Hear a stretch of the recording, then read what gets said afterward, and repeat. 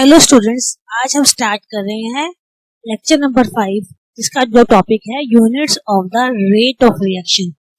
आपको पता ही है कि हमारे पास रेट ऑफ रिएक्शन कैसे निकालते हैं, पहले वाली वीडियोस में हमने किया। आज फिर करेंगे एक बारी रेट ऑफ रिएक्शन कैसे निकालते हैं। अगर हमारे पास एक्वस स्टेट है तो उसमें कंसंट्रेशन लेंगे, अगर गैसेस फेस है तो उसमें प्रेशर को यूज करेंगे। फिर प्रेशर और कंसंट्रेशन का आपस में क्या रिलेशन है हम उसको समझेंगे, फिर लास्ट में दोबारा करेंगे हम समरी। ठीक है, तो रेट ऑफ रिएक्शन होता क्या है आपको पता ही है कि हमारे पास रेट ऑफ रिएक्शन की बात करते हैं। कब बात करते हैं? अब हम करते हैं जब हमारे पास क्या है, एक्वस में हम क्या लेंगे, कंसंट्रेशन लेंगे। ठीक है, एक्वस या कंसंट्रेटेड भी हो सकता है, एक्वस एंड कंसंट्रेटेड दोनों में हम क्या लेंगे, हम यूज कर रहे हैं कंसंट्रेशन को। कंसंट्रेशन का फॉर्मूला क्या होता है हमारे पास, मोलैरिटी। कंसंट्रेशन की तरह हम यहाँ क्या यूज कर रहे हैं, we are using the term molarity. और जब मोलैरिटी हमारे पास आ गई, मोलैरिटी कैसे निकालते थे, मोल्स डिवाइड बाय वॉल्यूम। तो number of moles divide by volume. ठीक है, तो ये नंबर ऑफ मोल्स की यूनिट क्या होती है, कैपिटल एम, और वॉल्यूम किस में लेते हैं हम, लीटर। तो हमारे पास कंसंट्रेशन की यूनिट क्या आ गई, वी विल गेट मोल पर लीटर।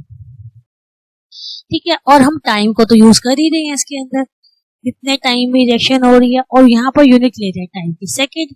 तो हमारे पास फॉर्मूला क्या था रेट ऑफ रिएक्शन का, concentration change in concentration divide by change in time. ये फॉर्मूला अभी तक करते आए हैं। तो मोल पर लीटर कंसंट्रेशन के लिए आ गया, टाइम आ गया किसके लिए, सेकंड के लिए। तो हमारे पास क्या फॉर्मूला आया for the ROR, that is mole पर लीटर पर सेकंड। अब हम कर लेते हैं गैसेस के लिए। गैसेस के लिए हम क्या यूज करते हैं, गैसेस के लिए हम क्या यूज करते हैं, गैसेस के लिए हम प्रेशर यूज करते हैं। सेम वही चेंज इन प्रेशर यूज करेंगे। ठीक है, क्या लेंगे हम, चेंज इन प्रेशर। तो प्रेशर कितना चेंज हुआ, प्रेशर की यूनिट क्या होती है, एटमॉस्फेरिक होती है, मिलीमीटर ऑफ मरकरी है। ठीक है, और डिवाइड कर दें किसे, चेंज इन टाइम, टी आ जाएगा, delta P divide by delta T. अब प्रेशर और कंसंट्रेशन इसकी बात करते हैं, फिर इसके बाद हम नोट्स पर चलते हैं। तो पता है कोई भी आइडियल गैस होती है तो क्या होता है, P is equal to nRT, तो n बाय क्या कर देंगे, V कर देंगे। तो क्या आ गया, P is equal to n by V। मैं एक बार करके दिखाती हूँ आपको। ये हमने आइडियल गैस इक्वेशन लिखी हुई है, P is equal to nRT। ठीक है, अब हमें क्या निकालना है, प्रेशर को निकालना है, कंसंट्रेशन के साथ रिलेट करें, n बाय V RT। और फिर बताए n बाय V क्या होता है, अभी हमने समझा था मोलैरिटी, यानी कंसंट्रेशन आ गया, P is equal to CRT आ गया। यानी कि प्रेशर और कंसंट्रेशन दोनों ही आपस में इंटर रिलेटेड है। इस तरह से इन दोनों के बीच में हम इस तरह से रिलेशन कर सकते हैं। ठीक है, इसमें कई बार हमें कंसंट्रेशन भी दी गई हो सकती है, जरूरी नहीं प्रेशर दिया हो, कंसंट्रेशन भी दी गई हो सकती है। तो हम सेम फॉर्मूला ये लगाएंगे, delta C by delta T। चाहे हमारे पास गैसेज है, चाहे हमारे पास अगर गैसेज एक्वस में और कंसंट्रेट हम करते ही करते हैं। तो units of the rate of reaction है, नोट्स में देख लेते हैं कि नो जो स्पीशीज एक्वस स्टेट में है या कंसंट्रेटेड है, दोनों में एक ही जगह आ जाएंगे, या हमारे गैसेस फेस में है। तो फॉर्मूला दोनों के लिए सेम है, बस वहां प्रेशर आएगा।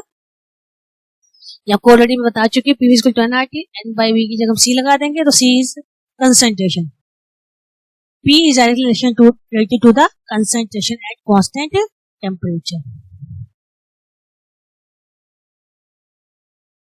तो कैसे करते हैं, rate of reaction equal to delta C by delta T। Instantaneous की क्या आ जाता है, DC बाय DT। तो rate of reaction change in pressure, अगर गैसेस हैं तो change in pressure by change in time. तो आपके पास क्या आ जाएगा, n बाय, अब आपके पास मोल्स की यूनिट क्या थी, मोल्स ही होती है, लेकिन कंसंट्रेशन के लिए क्या जाती है हमारे पास, मोल पर लीटर, क्योंकि मोल्स डिवाइड बाय वॉल्यूम, तो मोल पर लीटर। और टाइम की यूनिट क्या होती है हमारे पास, सेकंड, तो क्या आ गया, मोल पर लीटर पर सेकंड। यहाँ पे हम ये भी लिख सकते हैं ना, क्योंकि यहाँ पर क्या आ गया हमारे पास, मोल पर लीटर इसके लिए आ गया, कंसंट्रेशन के लिए टाइम आ गया सेकंड के लिए। इस तरह से हमारे पास प्रेशर भी आ गया, हमारे पास प्रेशर किसमें आ गया, एटमॉस्फेरिक में, टाइम किसमें आ गया, सेकंड, तो एटमॉस्फेरिक पर सेकंड। तो इसे कुछ क्वेश्चन अगर पूछा जाए तो अब क्या कर देंगे, और अगर रिएक्टेंस की टर्म है तो माइनस dr बाई dt कर देंगे, अगर प्रोडक्ट्स की टर्म होगा तो dp बाय dt कर देंगे। अब आपके पास रेट ऑफ रिएक्शन जब पूछा जाता है रेट ऑफ रिएक्शन में क्या होगा, 1/a, एक टाइम्स क्या आ गई, delta A by delta T, ठीक है, 1/b delta B by delta T, इनके आगे हमेशा क्या आएगा, माइनस आएगा। ये आपस में क्या होंगे, इक्वल होंगे। और ये हम इसको स्टोइकियोमेट्रिक कोएफिशिएंट से डिवाइड क्यों कर रहे हैं, ताकि हमारे पास एक यूनिक एक्सप्रेशन आए, ठीक है, 1/c into delta T bye delta T, इनके आगे हम प्लस का साइन लगाएंगे।